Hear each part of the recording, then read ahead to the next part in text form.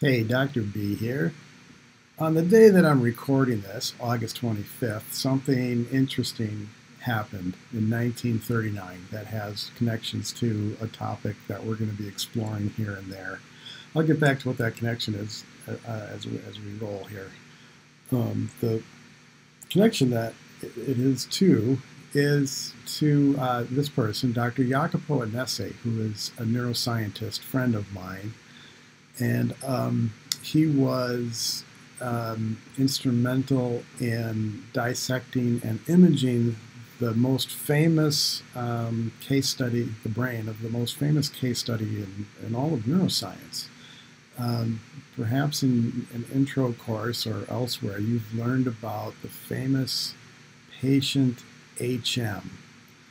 HM was a young man in the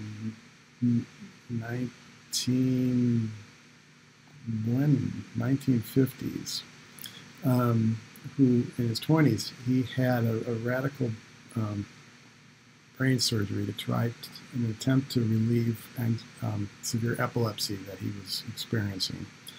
And his neurosurgeon took out most of the hippocampus on both sides of his brain. And we will learn more about the hippocampus and HM and what happened to him. In brief, for now, he suffered severe anterograde amnesia. He could not lay down new declarative memories from that point on, for the most part, for the rest of his life. He lived a long life, died in maybe about 10-ish years or more ago, at the age of 80-something. And he had donated his brain to science, and he was poked and prodded for decades and studied by psychologists and neuroscientists for all of his life after that. He was the most famous case study in all of memory research, contributed a lot of what we know about memory, and we have a whole chapter on memory. We'll be exploring that more there. And this person, Jacopo, will come up in earlier chapter, the first chapter, where we talk about research methods. So anyway, Jacopo got his brain at the observatory, brain observatory, and he dissected it. And I have a long story I'll tell about this in another presentation, and you'll learn more about him and how I've gotten to know him. And so you'll learn all about this procedure of him dissecting and slicing this brain live on the internet for all to see, and how he used those slices to make images and then an index, a three-dimensional high-resolution map of HM's brain that anybody can go and explore on the internet. All right, so I'm going to play you a little video here that introduces not that research that he did with HM, but just some of his other work here. So let's watch this, and then I'll tell you about the connection with today's date in history.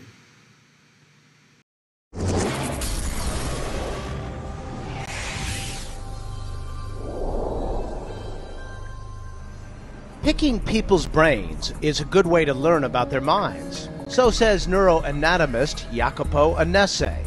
We're studying brain structure and trying to understand how the architecture of the brain supports our behavior, our thoughts, our memories, our way of thinking.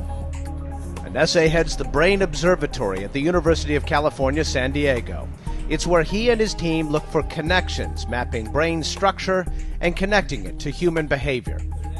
He acquires donated brains and examines their physical characteristics. The brain is sliced into thin sections and serially, going from one tip, the frontal tip of the brain, to the back. A normal-sized brain produces about 3,000 slivers. Each one is placed on glass, stained, and is digitized. Eventually, each slice is digitally reassembled, creating a virtual 3D image of the brain.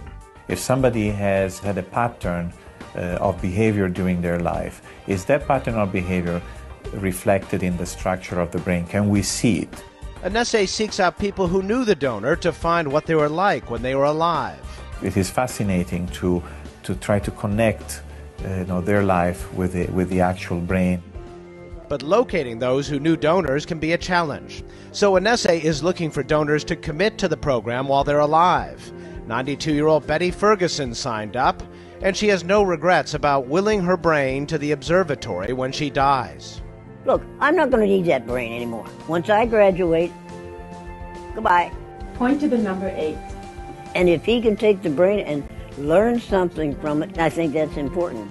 In addition to assessing her cognitive abilities, Annese will ask Ferguson about her unique life experience, like her role in the movie The Wizard of Oz.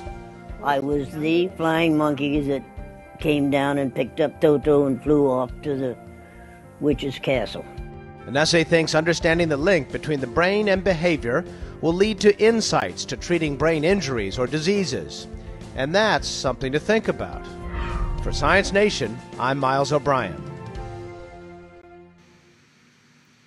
All right. So the connection to today's day in history is that The Wizard of Oz was released on August 25th, 1939.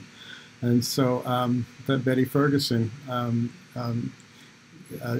you're all dying to see her as a flying monkey swoop down and rescue steal Toto. You're Harvey to haunted forest and bring me that girl and her dog. Do what you like with the others, but I want her alive and unharmed.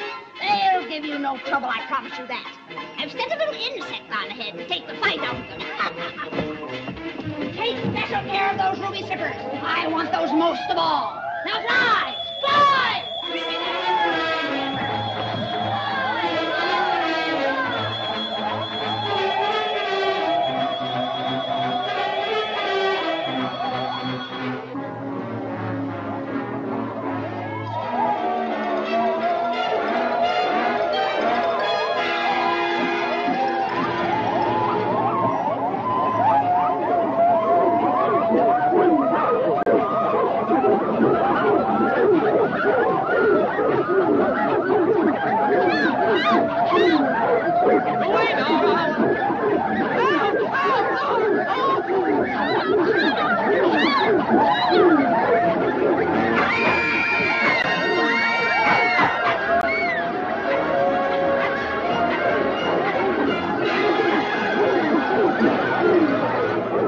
All right, so that's Jacopo, and that's the connection to this day in history.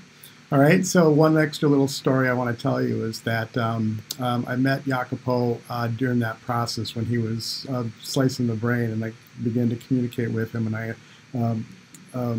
he wrote this little note to my students who were watching it live on the internet while they were taking a stats exam.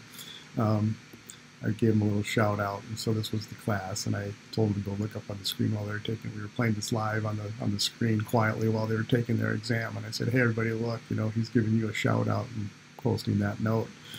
So they were all pretty excited. So I invited him out to. I was at Hawaii Pacific University at the time, and I invited him to come out and give a talk about all of this work, and so.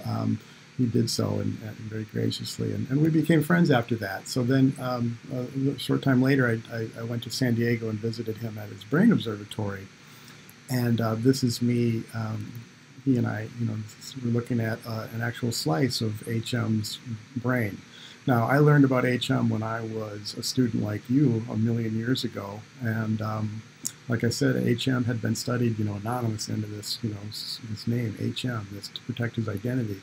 I always wondered who he was, and I learned about HM and what we learned about memory, as a student myself. And so, flash forward, and here I was at the lab, holding an actual slice of his brain, and this was something of a, professionally momentous experience for me to do all that. So anyway, I have more to talk about Jacopo and much more about HM. We'll be covering him in this course. And so I just thought you might enjoy knowing that on this day. In 1939, The Wizard of Oz came out, and Betty Ferguson swooped down and stole Toto, and went on to become a brain donor and subject in his lab and in his research. Okay, so some of the fun connections. All right. Have a good day. See you next time. I almost forgot to tell you the most important part of the connection here. So when I went to visit Jacopo in San Diego, we were driving somewhere to have lunch, and he wanted to make a stop and drop off a loaf of bread that he had bought for one of his participants, and it turned out it was Betty Ferguson. So I sat or stood in this very living room where she's doing this interview and for this video, and met her, and she's hilarious. She was just as gruff in real life as she appears to be in this. So I was living in Hawaii at the time, so Jacopo introduced me and mentioned that I was there from Hawaii, and she started to say, oh, I loved Hawaii. I only went there once. I went there years ago.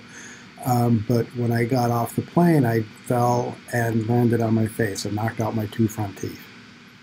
And as she was telling me that, I looked horrified. I must have had my mouth hanging open. And she looked at me and she said, "Close your mouth." So that was my meeting Betty Ferguson, the woman who was the flying monkey. So anyway, I forgot to mention that part. So there you go. All right. Bye now, for real.